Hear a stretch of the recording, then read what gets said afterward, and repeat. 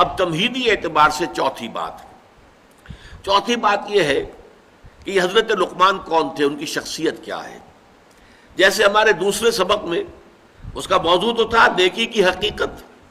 پس منظر میں ایک واقعہ تھا، تحویل قبلہ کا واقعہ، جو شمال سے جنوب کی طرف رخ کرنے کا حکم ہو گیا، بیت المقدس کی بجائے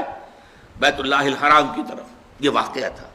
تو لیس البر ان تولوا وجوہکم قبل المشرق والمغرب، یہاں سے بات شروع ہوئی۔ کل نیکی یہی نہیں ہے کہ تم اپنے چہرے مشرق اور مغرب کی طرف پھیر دو۔ اسی طرح یہاں بھی پس منظر میں یہاں واقعہ نہیں، ایک شخصیت ہے۔ حضرت لقمان کی شخصیت کے بارے میں اگرچہ ایک اختلاف ہے، بعض مورخین کے نزدیک یہ عرب بائدہ سے ان کا تعلق ہے۔ یہ اصطلاح بھی نئی سمجھ لیجئے، عرب بائدہ کہتے ہیں ان اقوام کو کہ جو نسیم منسیہ ہو گئی، عرب کی پرانی اقوام۔ قوم عاد تھی بہت بڑی قوم جس کی طرف حضرت ہود بھیجے گئے تھے، وہ ختم ہو گئی عذاب الہی سے، اس کا وجود نہ رہا۔ قوم سمود تھی بہت بڑی قوم جس کی طرف حضرت صالح بھیجے گئے، وہ ختم ہو گئی، نام و نشان مٹ گیا۔ یہ کہلاتے ہیں عرب بائدہ، پرانے جو ختم ہو گئے۔ پھر یہ عرب عاربہ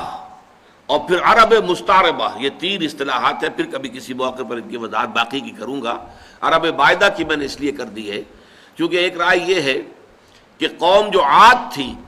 اسی میں سے ایک بادشاہ لقمان تھے، لقمان ابن عاد، اور یہ بہت حکیم اور دانا انسان تھے، بہت فہیم، بہت سمجھدار انسان تھے۔ ایک رائے یہ ہے، اور ایک رائے یہ ہے کہ در حقیقت قوم عاد جو ہے جب تباہ ہوئی ہے تو اس کا کچھ حصہ جو ہے جو بچ گئے تھے اہل ایمان، وہ یمن میں جا کے آباد ہوئے، وہاں انہوں نے ایک حکومت قائم کی، وہاں پر ایک بادشاہ ہوئے ہیں لقمان نام کے۔ لیکن یہ زیادہ تر تاریخی حوالوں سے یہ بات کہی جاتی ہے۔ صحابہ کرام رضوان اللہ تعالی علیہ مجمعین کی جو رائے ہے، جن میں کہ میں آپ کو گنوا دیتا ہوں،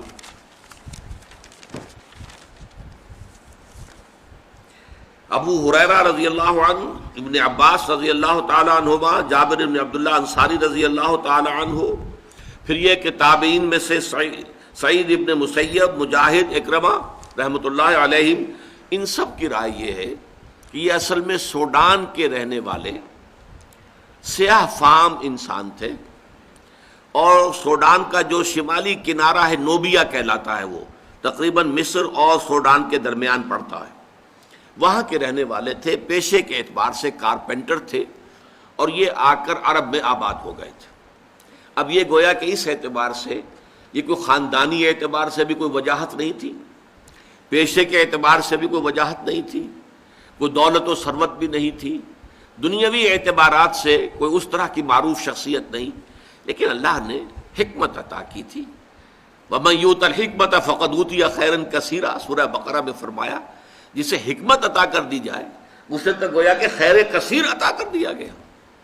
تو ان کی حکمت اور دانائی جو ہے اس کی بنا پر ان کے اقوال کوٹ کیے جاتے تھے عرب میں، جو خطبہ تھے۔ جیسے اب میں تقریر کرتا ہوں تو علامہ اقبال کے اشعار جو ہے کوٹ کرتا ہوں، اس لیے کہ میں محسوس کرتا ہوں کہ جو بات میں کہنی چاہ رہا ہوں وہ شاید میں اپنے الفاظ میں اتنی خوبصورت طور پر نہ کہہ سکوں جیسا کہ اقبال نے اس اپنے شعر میں کہا ہے، تو بات کو واضح کرنا مقصود ہے نا، تو اس لیے آپ حوالہ دیتے ہیں۔ پھر اس اعتبار سے بھی کہ انہیں مانا جاتا ہے مسلم ہے، حکیم الامت ہے، بہت بڑے فلسفی ہیں، بڑے دانا انسان ہیں۔ تو یہی کوٹ کرنے کا انداز تھا عرب میں کہ شعراء اور خطباء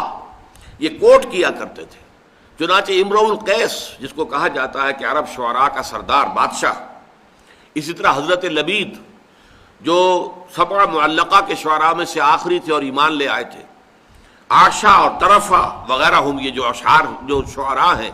ایام جاہلیت کے، یہ اپنے اشعار میں بھی لقمان کے اقوال کا، دیکھو لقمان نے یہ کہا تھا، دیکھو لقمان نے یہ کہا تھا، اس اعتبار سے ان کا چونکہ حوالہ دیا جاتا تھا۔ اور بلکہ تاریخ میں یہ آتا ہے کہ حضور صلی اللہ علیہ وسلم سے ایک شخص نے آ کر معاملہ کیا تھا، سوید ابن صامت نے۔ اس نے یہ کہا تھا 3 سال قبل ہجرت سے مکے میں آیا اور کہا کہ اے محمد، میں نے سنا ہے تم بہت عمدہ کلام پیش کرتے ہو،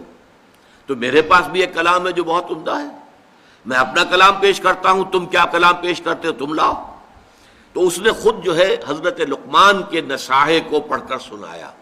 ان کی کوئی چیزیں جو ہے یہ صحیفہ لقمان کے نام سے وہاں پر موجود بھی تھا، عرب کے اندر موجود تھا. اب بھی اس نام سے کچھ کتابیں مغرب میں بھی بکتی ہیں، لیکن ان کی اوتھینٹسٹی جو ہے وہ ظاہر بات ہے کہ یقینی نہیں ہے.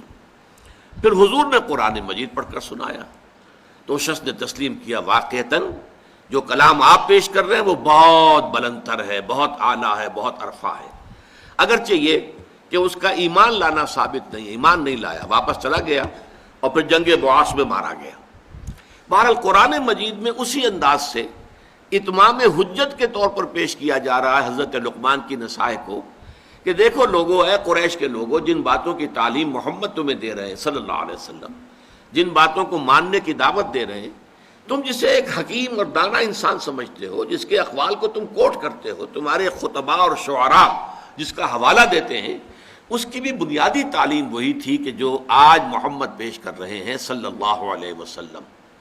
بارک اللہ لی ولکم فی القرآن العظیم ونفعنی وإیاکم بالآیات والذکر الحکیم.